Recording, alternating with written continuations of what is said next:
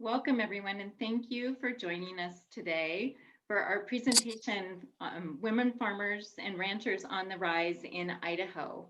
We're really excited to be talking to you today about women in Idaho agriculture. And our presenters today are Ryanne Pilgeram, who's a professor with the University of Idaho in the Department of Sociology, and Katie Dentzmen, who's also a researcher, a postdoctoral researcher with U of I in the Department of Sociology. I'm Colette D. Phelps. I'm with the University of Idaho Extension. I'm located on the Moscow campus, and I'll be your facilitator today. A couple of quick Zoom tips for today. If you're having any trouble with your bandwidth, it could be helpful to close the other programs on your computer. At any time, you can switch from your computer sound to the phone, and you can do that by calling the number in your welcome message. If you're having any trouble with that transition, go ahead and type in the chat, and Mackenzie and I will be standing by to help you. You can type questions for the speakers at any time into the chat box. We will have some breaks for Q&A. If you would like to verbally ask your question during Q&A, you can also do that as well, just by raising your hand. So we do have that opportunity. We wanted this to be an interactive discussion, which is why we chose meeting format with Zoom instead of choosing to do this as a webinar format. So thanks for joining us. This is part of a 4-year project, this research that we're sharing today. And this is funded by the USDA-NIFA program. I just wanted to let you know in advance that we are recording this presentation, and it will be available through the Idaho Cultivating Success channel. And we will send this information out to you after the presentation, but just so you know, it and the slides will be available to you. So with that, I am going to go ahead and switch to sharing the slides on behalf of Ryanne and Katie this morning, and hand the presentation over to Ryanne. Thank you for being here, Ryanne and Katie. Colette, this is the wrong presentation.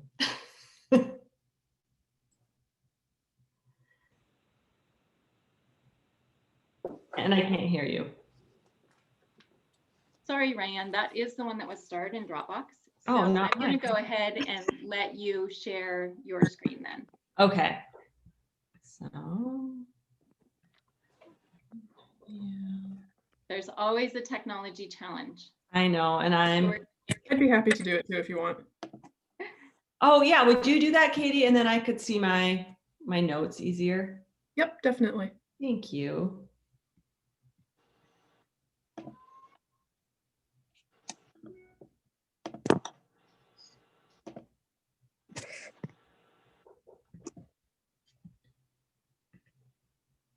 Okay, is that working? Yep, that looks like the right one. So thank you, Colette, who organized getting us all together today and giving us an opportunity to talk about our research, and is also just the best co-PI on a project. We're really, really lucky to be able to work all together. So we are going to just talk a little bit about some of the quantitative research we've been doing today. Katie, if you go to the next slide. So Colette mentioned this, but we want to thank our funder, who's this is funded through an Agriculture, Food, and Research Initiative grant. I'm the lead PI and the project manager on this grant, but we're part of a big team. I put everyone in alphabetical order. So we've got a number of extension faculty on this project. We've got postdocs working on this project. We've got research faculty working on this project, and Katie's a postdoc researcher working on our project. So it's a really robust team who comes at this from a lot of different perspectives, which I think is important. All right, so next, Katie. Okay, so what I want to start with today is just giving you a little bit of background about why we're talking about this and what we're interested in here. So researchers have tried to write women back into agriculture for a long time. I end up using this quote a lot in my work, that women seldom had control over the land they labored on. But the part I always add is, but their labor has always been essential to the success of farms, to our ability to feed each other. So while women haven't always been the face of agriculture, their labor has always been essential to agriculture. And this comes from this lack of control over the land comes from all sorts of things. It comes from a cultural belief in our society that land tends to be handed down from fathers to sons. But it also comes from laws. So there was a law through the mid-1980s that made it almost impossible for women to inherit land. Women had to pay inheritance tax, even if they were the co-owners of a farm. So it contributed to the farm crisis that we saw in the 1980s and other things. These laws negatively impacted women's ability to farm and the success of their farms. But we also know that women have used lots of strategies to be able to access land and to be able to farm. So next. So here's just kind of a basic slide using USDA data that shows what percent women are farm operators in the US, starting in 1978. And 1978 is when when gender was added to the census, so we could actually look at the number of women who operated farms. I think it's, you can see we've got the US figure there and the Idaho figure there. So in 1978, 1982, that era was like between about 3 and 5% of women in the US or in Idaho had access or were running their own farms. And we've seen those numbers increase through the mid 2000s and then start decreasing again in 2012. But those numbers at that point never got above about 15%. So women, labor is essential. This doesn't mean women aren't an important role on farms. It just means that they're not listed as the operator of those farms. All right, next, Katie. And then just another sort of basic slide here. And this is if you look at sort of along the bottom of this graph, it's showing you how much income a farm is making, the products they sold, how many payments they got. And then it's broken down by men and women and what percent of those farms in each category are run by men and women. So you can see that women are way overrepresented in the very low earning farms and largely underrepresented in the high earning farms. So next, Katie. So contemporary research has tried to figure out why, what is this about? What does this mean? And how do we fix this? So some of the research has looked at what it means for women to try and work in very male dominated and masculinized fields. But in general, there's just not very much research on women in agriculture. It's a really limited field. And some of the other issues with the research on women in agriculture is that it's usually used qualitative design, which I'm a qualitative researcher, go out and interview women, do focus groups with women, try and understand what is it like, what's the world they're living in like, and how do we change that world a little bit. It's also this research has been really narrowly focused on just a few places. So there's tons of research on Michigan and Pennsylvania. And we know that agriculture is interesting because it happens in particular political climates, geographical climates, rain sheds, right? That our space really matters when we're farming and ranching. And so research that may be interesting and important on Pennsylvania may not actually be very helpful to women in Idaho as they're growing their farms. The other thing about this research is that it's been pretty narrowly focused on highly educated white women who are beginning farmers. And so our research, we're sort of thinking about like, well, what about other farmers, right? What if you don't come in to farming with a master's degree and a lot of disposable income? What will your farm look like? And finally, I think, and this is my biggest critique of the previous research, is that it's largely focused on why women choose to farm. So it's a lot about individual motivations and not often very much about the world and the conditions that women experience as farmers. So my previous research, I've been studying women in agriculture since the mid 2000s, since about 2005. I spent my whole career at the university writing about women in agriculture. I grew up on a ranch in Montana.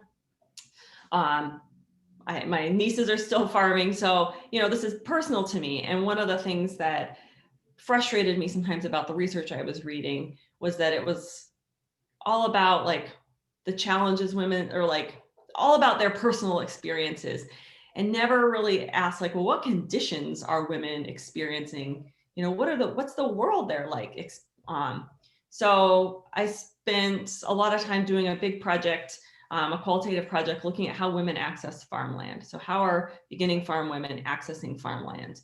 And that project really focused on the challenges of the material structural conditions, right? That we are embedded within these worlds where we have to get loans, where we have to go negotiate with the neighbor about how we're going to lease land, and how challenging that could be, and challenging in a way that often we individualize and didn't see as a collective problem. So that next, Katie, brings us to this project. So we as a team applied for an AFRI grant to look at women in agriculture. And basically what we were saying was, there's lots and lots of data on farming in the US. There's a huge census that happens every 5 years where the US government goes out and like collects data on every single farm in the US. And so if we had access to that data, we may be better able to answer questions about how does place matter, how does access to resources matter. So we designed this project as having sort of 3 phases. The first phase is we look at this big data set, and that's what we're going to be talking about today, because we're sort of closing up phase 1 and moving into phase 2 right now. So phase 1, we're looking at the Census of Agriculture. And when we say we, I mean Katie, the royal we. Katie's like a brilliant statistician, so she's been working with this data to try and like tease out some of the differences in women's experiences.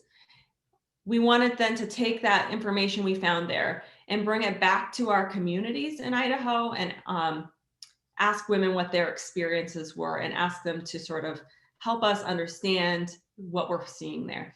So we've actually just started phase 2 of our project, which is doing focus groups with farmers. And I think there's actually a couple of our farmers on this meeting. So thank you for joining us. And hopefully we are careful to attend to the details you shared with us.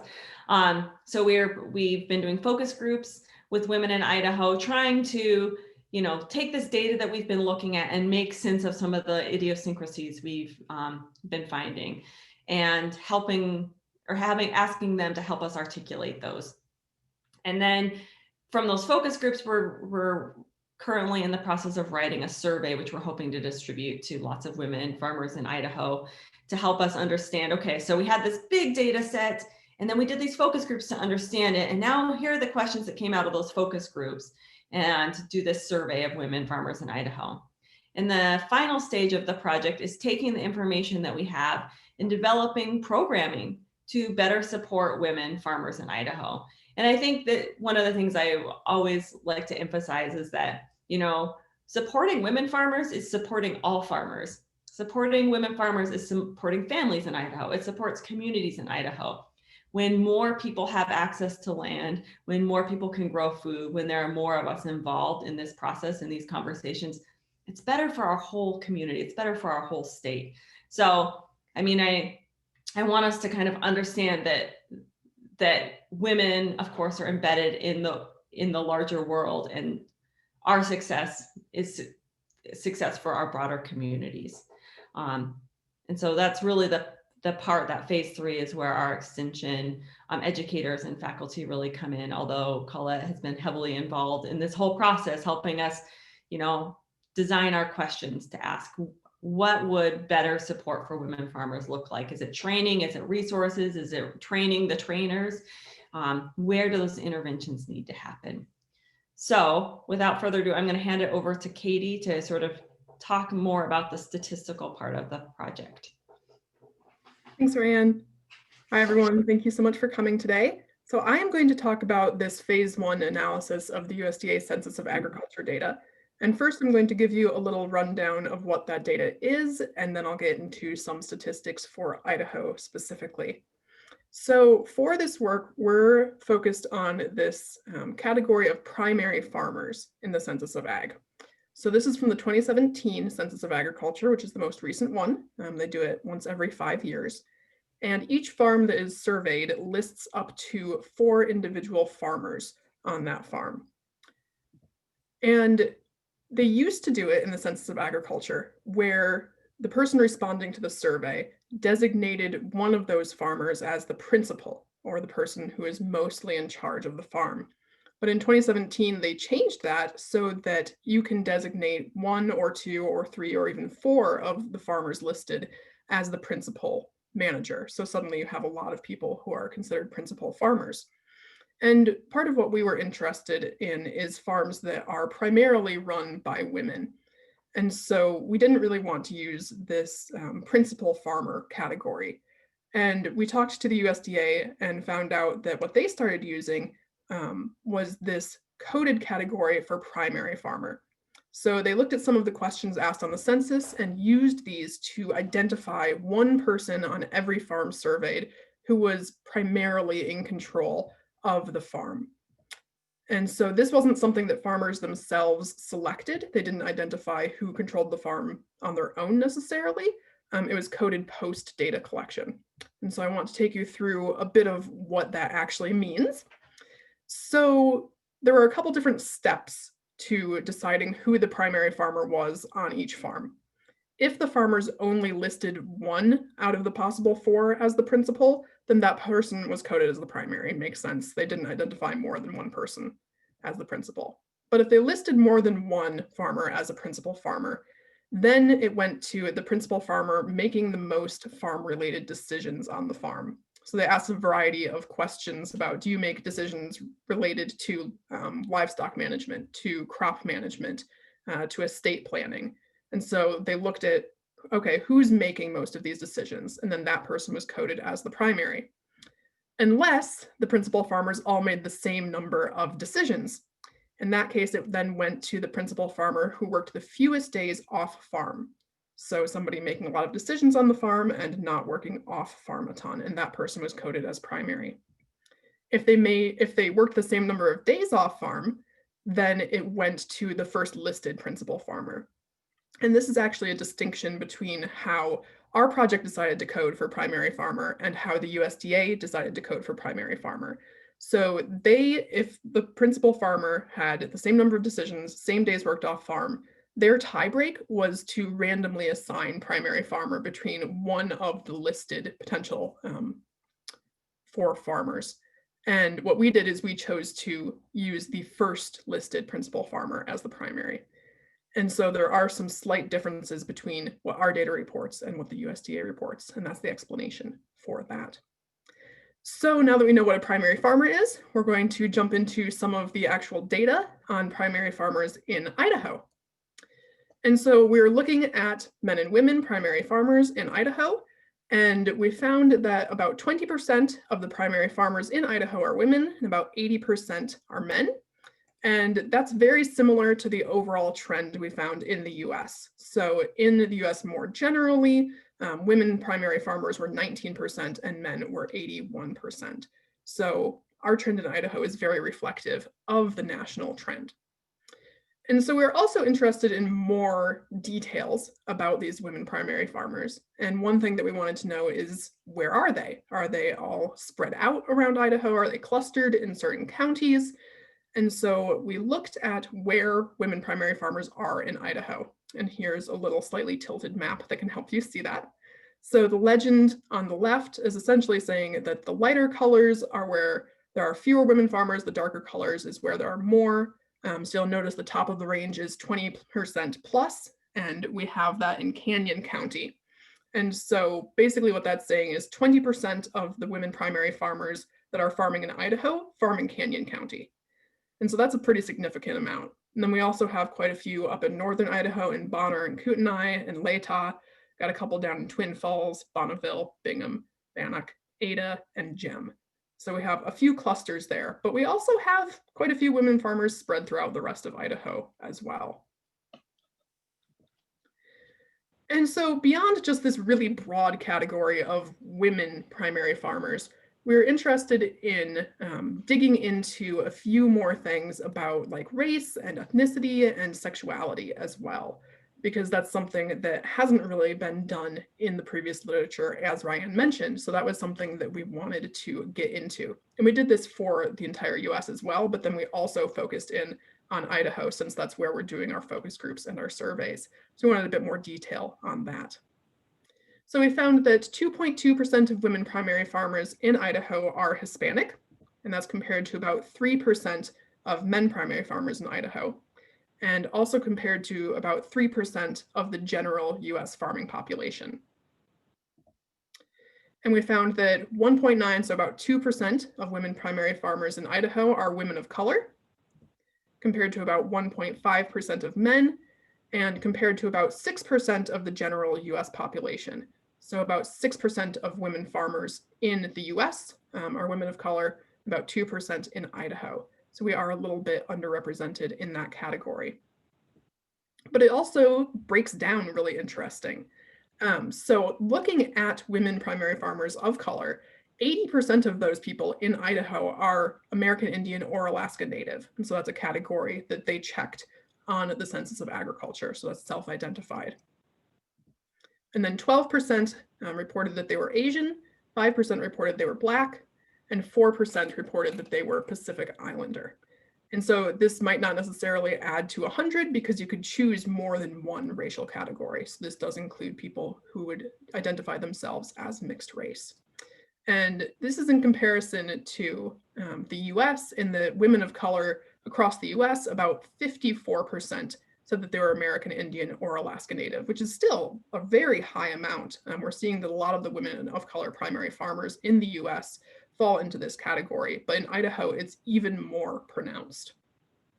So we're also interested in looking at where these people are in Idaho. So we saw the map of women primary farmers more generally within Idaho, but what happens when we break it down a little bit more by ethnicity and by race?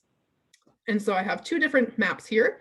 The one on the left is the distribution of Hispanic women primary farmers in Idaho, and the one on the right is the distribution of women of color primary farmers in Idaho. And so you can see, again, there's some similar trends to where women generally are distributed.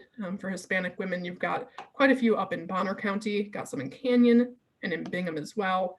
And then for women of color, again, Bonner County, then we have a lot down in southwestern Idaho and especially in Twin Falls. And again, some clustered around Bingham as well. And so those are just some interesting trends that we found on where these people are likely clustered. Okay. And then something else that we wanted to look at besides race and ethnicity was we figured out how to code for women married to women and men married to men in the USDA Census of Agriculture. There is a question in the questionnaire that asks, are you married to one of the other producers on this farm? And they can indicate yes or no. Unfortunately, they are not asked to indicate which specific other producer, so it's a little hard to link them up. But if you only look at farms that have two producers and they say, I'm married to one of the other farmers, it becomes obvious that they're married to the only other farmer on the farm. And then you can figure out, okay, then they're both women, they're both men, or a woman and a man, and you can identify these same-sex married couples. And obviously this leaves out a lot of people who might be LGBT because they might not be married, they might have a partner who is not a farmer, or who does not farm on their specific farm. And there's just a lot of ways that this undercounts people, honestly, which is too bad. But it is also something that hasn't been looked at and is kind of an exciting little window into the fact that, hey, these people exist even when the coding for identifying them isn't perfect. So in Idaho specifically, we had about 0.4% of farms in Idaho run by men married to men. And then about 0.25% of farms in Idaho were run by women married to women. And like I said, that is very based on limited data and only looking at farms with two producers, couples where both are farming on the same farm, and couples who reported that they were married. And so that compares to the larger US in that almost 1% of farms in the US were run by men married to men, and about 0.3, 0.4% of farms in the US were run by women married to women. And so we were not able to break that down by county, but we were able to look at that trend across the larger US. So I decided to just pull that map up and show you guys for your curiosity. And we can see, so on the right side here, we have our reference map, which is all farms run by 2 producers. And then on the left, on the top, it's farms run by 2 married men. And on the bottom, it's 2 married women. And so you can see that, especially for 2 married women, there are a large proportion of these farms on the West Coast in California, Oregon, and Washington.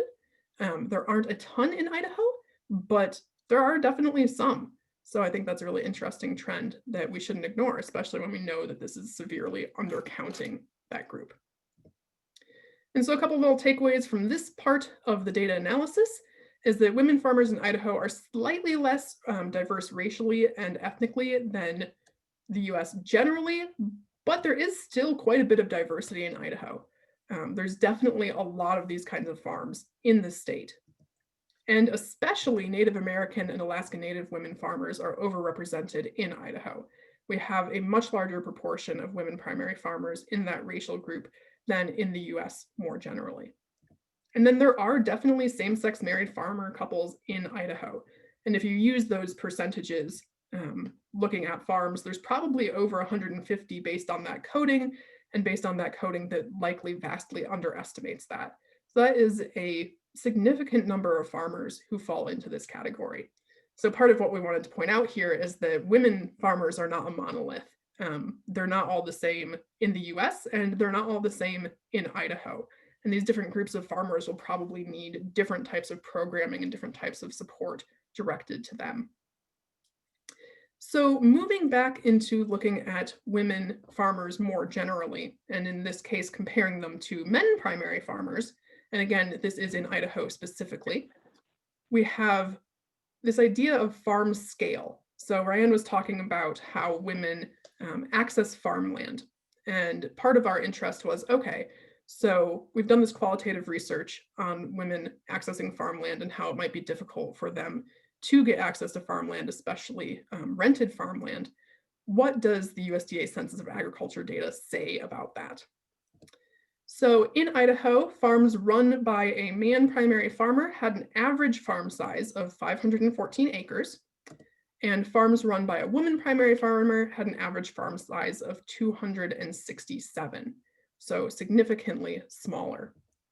And then if you look at the proportion of that land that was rented, farms run by men had on average 18% of their farmland rented, and farms run by women had on average 10% of their farmland rented.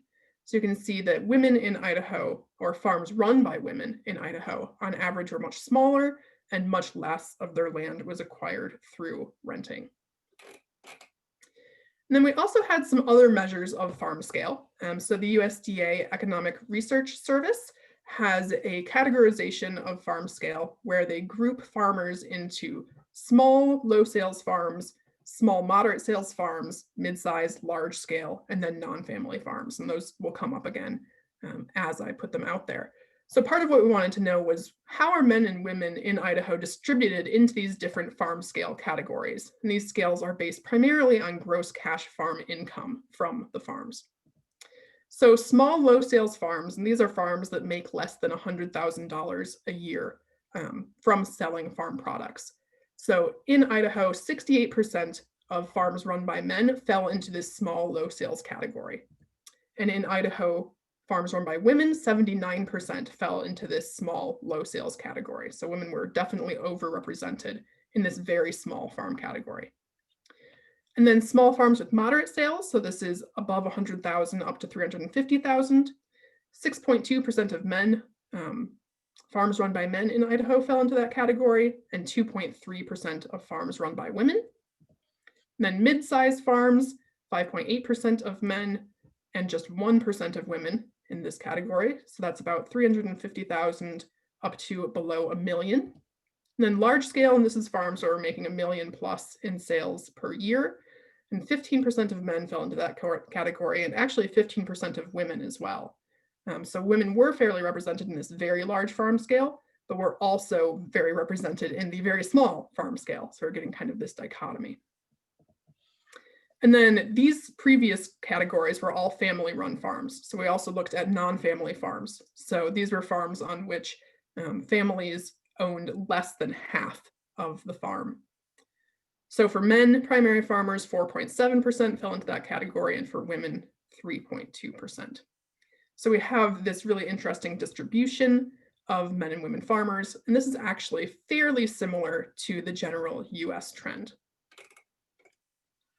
And so something else that we were curious about is how are women faring in terms of sales and profitability compared to men farmers? So we see that they're more grouped in these low sales, small scale farms in particular. So what exactly is their income? How are they comparing to men in these different categories?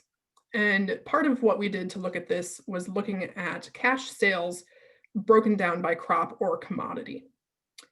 And so we compared farms run by men in Idaho to farms run by women in Idaho in terms of their sales in these different commodities. For example, nursery sales and fruit sales. So the average sales per year in nursery by men-run farms in Idaho, very long sentence, was $173,000. And then fruit sales was actually too skewed by one or two very large cases. And so the USDA made us suppress that data, and we're not allowed to tell you, unfortunately. And then for women, they made significantly less in nursery sales on average. So farms run by women in Idaho made an average of $58,000 from nursery product sales. And those two little asterisks mean that that's a statistically significant difference. So basically, it's saying that women and men are actually making a different amount of money, likely due to their gender. And then fruit sales, because it doesn't have the asterisks, that means that it is not a significant difference. So even though we weren't able to report the actual sales numbers for that, we do know that it is not significantly different between the two of them. So basically, any differences we might see in the data are more likely to be accidental than they are because of gender. And so then vegetable sales for men primary farmers in Idaho was 946,000. And for women, 133,000, and that is a significant difference. So women were making a lot less in vegetable sales. And then cattle sales, again, women making significantly less. Equines, so horses, mules, this kind of thing. Interestingly, women were making just slightly more, and that was not a significant difference. So we can say that men and women in Idaho were making about the same in sales on equines. Then grain sales, again, women making a lot less. Hay sales, women making a lot less, and organic sales, women again making a lot less. So we're seeing a lot of trends here where women primary farmers in Idaho are making a lot less in sales across a variety of commodities than men primary farmers, except for equines.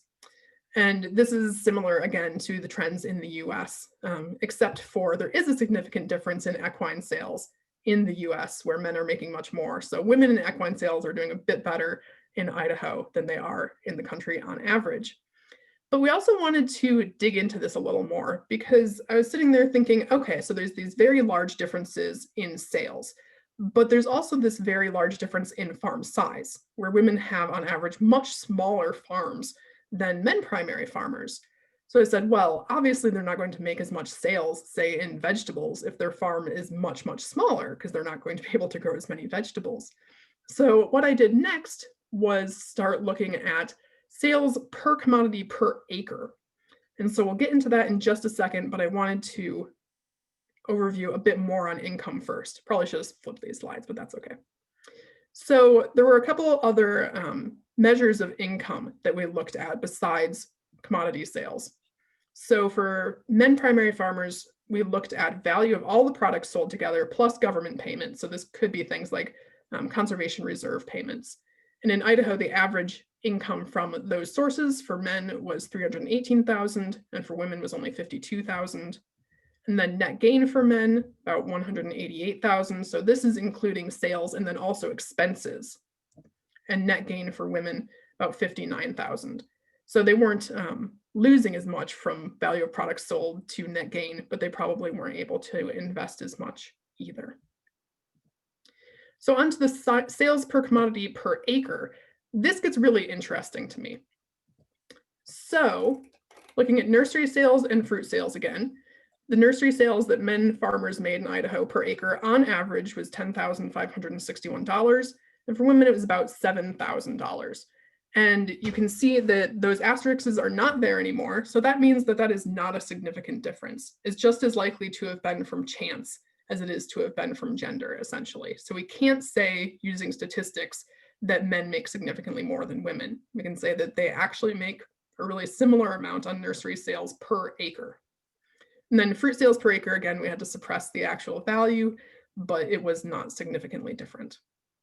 Then vegetable sales per acre, we do have a significant difference, but it's in the other direction, where women farmers are actually making more on vegetable sales per acre in Idaho than men are. Cattle sales per acre, there is a difference where women are making less, but again, that difference is no longer significant. It's just as likely due to chance. And then equine sales per acre is a significant difference between men and women, but again, women are making more actually than men. In grain sales per acre, women are making a little bit less, and that is a significant difference still.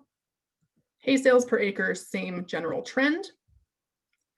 And then organic sales per acre, women are making just slightly more, but it's not a significant difference. They're probably making about the same. Okay, just making sure. I saw a couple things in the chat. People are saying that they'd love to get the slides of this after the webinar, and we will definitely make that available to you guys. This data has been released by the USDA, so we can actually send it to you. Marcy, I'm busy right now. Okay, so a couple takeaways from this portion of the data is that women primary farmers in Idaho are making less money from farming than men, unless they're selling horses. But a lot of that is a consequence of the size of the farms that they're farming. It has to do with the acreage. And per acre, women-run farms in Idaho had no significant difference in sales compared to men when selling nursery products, cattle, and organic products. They made more in sales per acre than men when selling vegetables and equines, and made about $50 less per acre than men when selling grain and hay. But that was a significant difference where men were making more.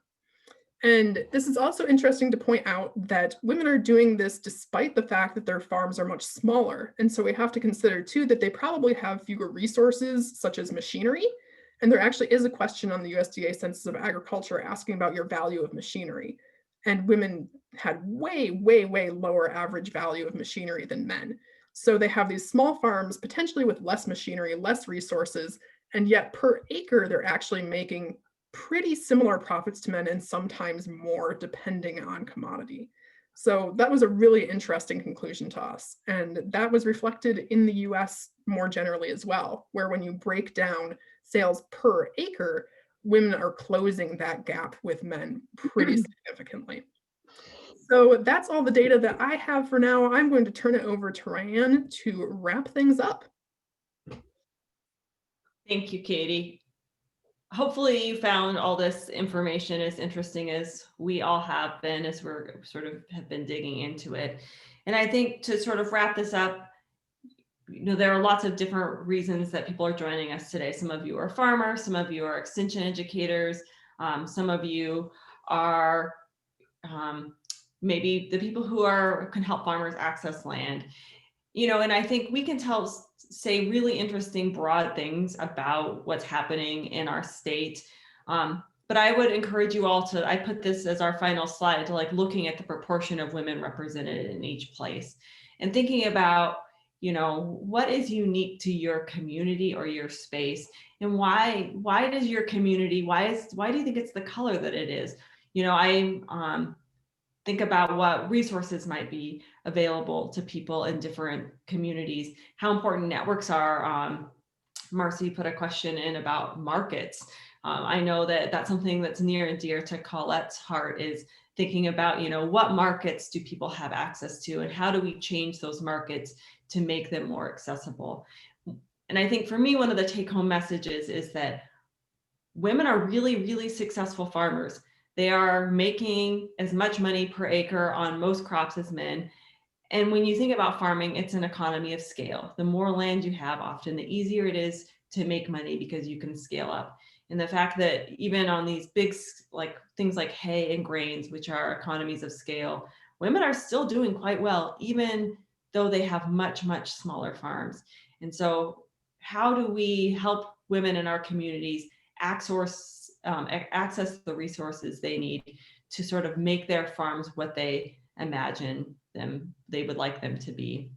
And so that may mean doing hands-on work in your own communities, if you're an extension, or if you offer loans, or if you have grant programs, right? Reaching out to women in your community, understanding what their networks are like, understanding kind of what you imagine you could provide, and making sure that it's equitable. You know, we've heard from women who talk about how difficult it is to access loans, for example, and because they've been told their farms are too small to access loans.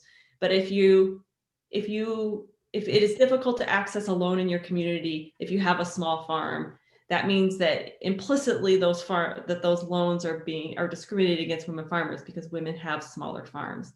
So when we think about, you know, equity, we need to be thinking about scale and things that may not look like they're gender specific, but that are deeply tied to women's access to resources as farmers.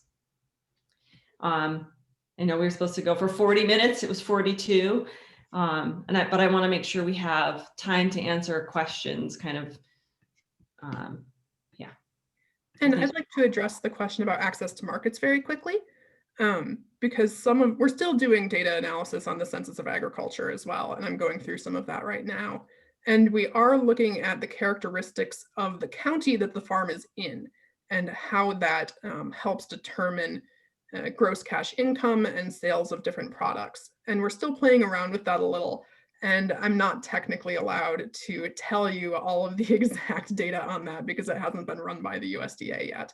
But I can tell you that the characteristics of the county do matter very, very much, and tend to matter at a scale much greater than any personal characteristics of the farmer, such as gender or race. So if you have, for instance, a very highly educated county, or a county where there's a lot of unemployment, those things can really swing the impact on income into the farm, for sure. Thank you, Katie, and thank you, Ryanne, for this presentation. If you could stop sharing your screen, let's go ahead and move into a Q&A and discussion. We have a question in the chat from Addie, and she asks, do you think there's a relationship between where women farmers are located and the farmland quality and property values in those areas? Do you want me to take it, or do you want to take it, Katie? Go ahead, you can start. Okay. I'm not one of those people who likes to think on my feet. So I like to always sit and think about things. It's a good question. So like at the heart of that question, I guess for me is, it's a question about like sorting, right? If you think about all farmers in a box and half are one color and half are another color, like women are one color, men are one color, and you're sorting them into different places. Is there a reason that women might be sorted into a place where land values are different? I think there's lots of theories that we could consider in that. I wrote a paper not that long ago that talks about women as new farmers in sustainable agriculture. And basically my argument was, I mean, it wasn't my argument. The data suggested that that particularly for small scale sustainable farming, women were attracted, that these like new farmers who are disproportionately women are attracted to communities like the ones which are highly educated. Basically, like, is there a farmer's market? So I do think that there are mechanisms that sort women into different places, especially beginning farmers, into these places where they have highly educated markets to, you know, sell organic produce to and things. That's a very very specific group of women, but I think there are reasons to think that, you know, men and women are sorting themselves differently. And that's, man, I could talk about this all day. But so part of that is, and this is what my research looks at, that if women, so that there are different pathways women can access farmland. One of the most strategic is to marry a farmer. that's not for everybody. It didn't work out for me. So here I am, I had to get a real job now. So, you can inherit land, you can marry into it, or you have to buy into that land. So for women who are buying into that land, usually they have access to very small plots of land. So if you're going to do that, you need to produce something that's very high in value. So organic food or vegetable crops, some of the things that Katie was pointing out in her surveys. And so that is going to disproportionately, like if you're a new farmer and you're looking for those markets, yes, you're going to be looking for these particular communities. Like quality property values, and those property values do tend to be high. I was trying to make this like overly complicated argument that like, people wanted to be in Montana, and maybe that's just because I'm from Montana, that's really where I want to be, but they wanted to be in Missoula, but they couldn't afford land by Missoula anymore. So all of a sudden they were coming to like Latah County because it was, had a market, it was similar. And then, I think we could make the argument that we could, basically you can track where property values are going to go up by the number of farmers markets. If I was more evil, I would invest in property based on my theory and probably have more money. So Yeah. So, and in another research project that I'm involved in that's not looking specifically at gender, but looking at where farms are located, we are seeing that fruit and vegetable production, primarily vegetable production, is closer to those markets, and that relates to the price of farmland. And so as you move a greater distance from market, you see that there's more dairy and livestock production, and land is also less expensive. So we do think that land use and price of land in association with markets does drive the type of agricultural systems that we see in specific areas. And I will say in the data as well, we looked at rural urban county codes, which is a measure of how metropolitan a specific county is. And we found that women were more likely to be in the very highly metropolitan areas than men. Men were more likely to be in the very rural areas. And that trend actually became more pronounced when you consider women of color and Hispanic women, and especially Black women farmers were much more likely to be in these very urban areas. So just kind of connecting. Thank you. We do have a question from Amy. Amy's asking, is there data available to connect female farmers with conservation practices, perhaps holders of easements or participation in programs like EQIP? Yeah, I am happy to take that question. So we are limited by what the Census of Agriculture actually asks about, but they do ask some questions about conservation practices. And the ones that they do ask about can be a little all over the place. But we do have data, for instance, on federal payments from conservation reserve programs. We have data on whether they use conservation tillage, no-till, or conventional tillage. We have a bit of data on chemical use. It's really just, do you use chemicals on your fields though? It'd be great if we had something a little more nuanced than that. But we also have questions about if they're getting reclaimed water from the Bureau of Water, a couple things like this. And so part of the next stage of the project that I'm working on right now is to take those different conservation practices and kind of make a scale for looking at how many of those practices are women actually using, and is that strongly predicted by gender. We also look at, for instance, organic farming. They have a question about whether you farm any organic land and then what type you farm. And from some very preliminary results, it looks like women are more likely to use several of these conservation practices. For instance, they are more likely to farm organically. And the kind of rub there is that gender isn't necessarily always the most important factor. So it looks like gender is important, especially in, for instance, determining whether they farm organically, but there are other things that are much more important. So what they farm, their farm size, where they farm. Like I said, county characteristics are really sticking out as something that is very, very strongly predicting this. So like highly educated counties, and that might determine whether you farm organically to a greater degree than gender. And then just one note about the organic farming too, is so women were more likely to farm organically. That's interesting, but they also broke down organic into 4 types. So you had certified USDA organic, you had exempt certified organic. So that's farms that are too small to be certified, but the USDA still recognizes them. And then you had transitioning to organic, and you also had other. So that was if you followed USDA practices, but were not certified in any way by the USDA. And looking at those different categories, men were way more likely to be certified or transitioning, and women were way more likely to be exempt or other. So that kind of indicates to us that women are really interested in these conservation practices, but don't always have the resources to have them legitimated necessarily. So Ryanne, I don't know if you want to add anything onto that. No, I mean, well, I will just say that's one of the things we've been sort of talking to farmers about in some of our focus groups, you know, why. So I think one of the take home is that most women are using conventional methods in farming by and large. So although the research on women in agriculture is deeply invested in questions about sustainability and women in sustainability, most women are using conventional methods, like 98% of women are using conventional methods. So I think for when I'm thinking about, you know, if we want to support women farmers, if that's our goal, then we need to be thinking about supporting all women farmers and women involved in conventional agriculture. And if we're interested in supporting more sustainable or conservation type practices, we need to be thinking about how we support all farmers, men and women, in these, and not sort of feminize the idea of sustainable agriculture as something women are more likely to do. I do think the thing about organic agriculture and women being more likely to be practicing it, so like 2% versus 1%, has to do with paperwork, right? And so when women are this is my sort of pet theory based on very little data, just talking to a few women in our focus groups.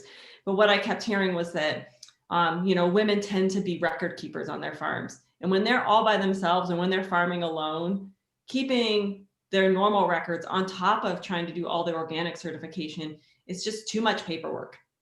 When you are splitting that work with a farm partner, often a husband, and you're responsible for the paperwork, you can take on the paperwork of the organic certification if you have someone else doing the other labor. But when you're responsible for all that paperwork, there's just not enough pay incentive to do the organic certification. That's my theory right now.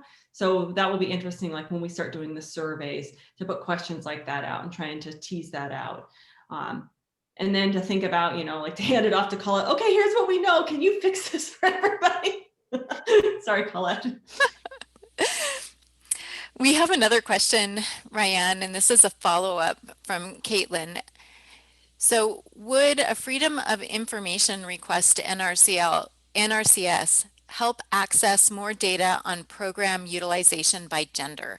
Or does it seem like NRCS is not tracking demographics? I have no idea. I think that's a super interesting question. I've been thinking so much about that kind of question. You know, we know that the USDA has been involved in a number of class action lawsuits for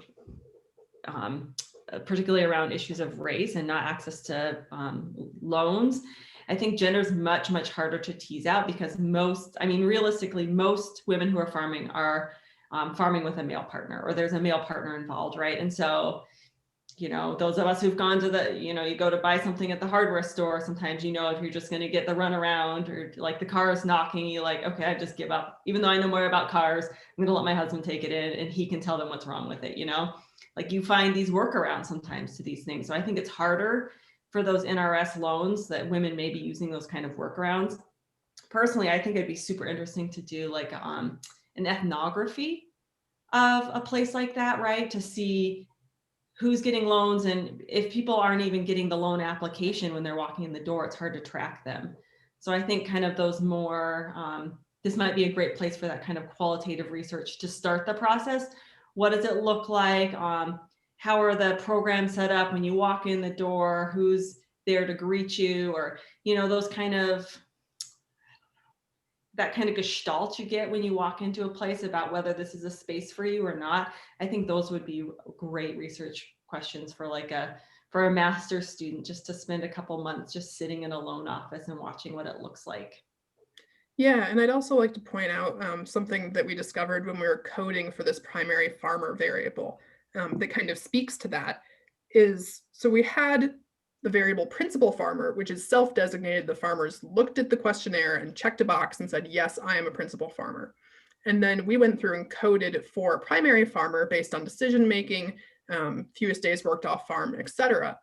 And what we were finding was that the men we identified as primary farmers were more likely to have self-designated as a principal than the women.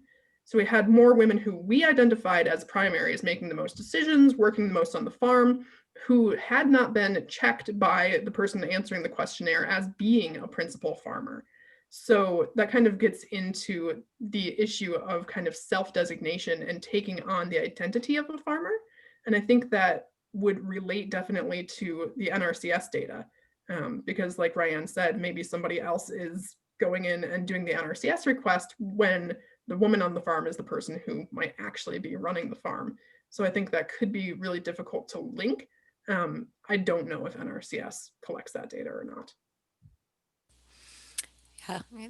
Thank you. And if anybody who is on today from NRCS or other USDA agencies wants to jump in and share whether that data is collected, that would be great. So we have a comment from Brittany, and it says it's actually easier to get an FSA farm loan if you are a woman because they qualify under our socially disadvantaged funding. I am an FSA employee. We do ask for that data on our application. I think, yeah, it'd be super interesting to get that data. I think there's a lot of interesting literature that says just because people, can mark a box and they're socially disadvantaged doesn't necessarily mean it's easier. I think it suggests that we've made it structurally very, very difficult for women to farm, and that while it's great there's a box they can check, that doesn't actually usually isn't enough to ameliorate the other challenges that sort of get you to that point of checking that box. And I think it'll be really interesting as we move into surveying women farmers in Idaho. We're going to be able to ask some different questions and make some different correlations. And so we're going to be able to share more information as this project continues and be able to talk much more clearly about women in Idaho. And the questions that you're asking are really helpful to us as we design that survey and think about what is it that we need to know, what's important to you. And I would really invite all of you to communicate with myself and Ryanne about this project. If there's questions that you have, things that you would really like to know or think are important for us, if Mackenzie could put our emails into the chat, we would love to hear from you. And we will definitely be keeping you all engaged in our research results and reaching out to you as we are launching our survey and other programming, because we believe that women in farming, women in agriculture in Idaho are critical to the success of our agricultural industries and so important to our communities. We're really happy to be able to have this support from USDA and this focus on women in agriculture, and are really excited to see where it can go and how we can better support the success, the self-defined success of women farmers and ranchers in Idaho.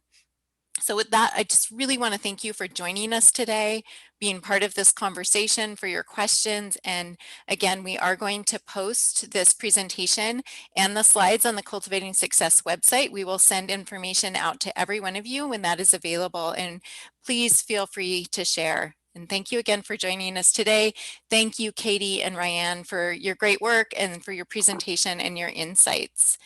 We hope everybody has a really great rest of their day. Thank you. Thank you all so much.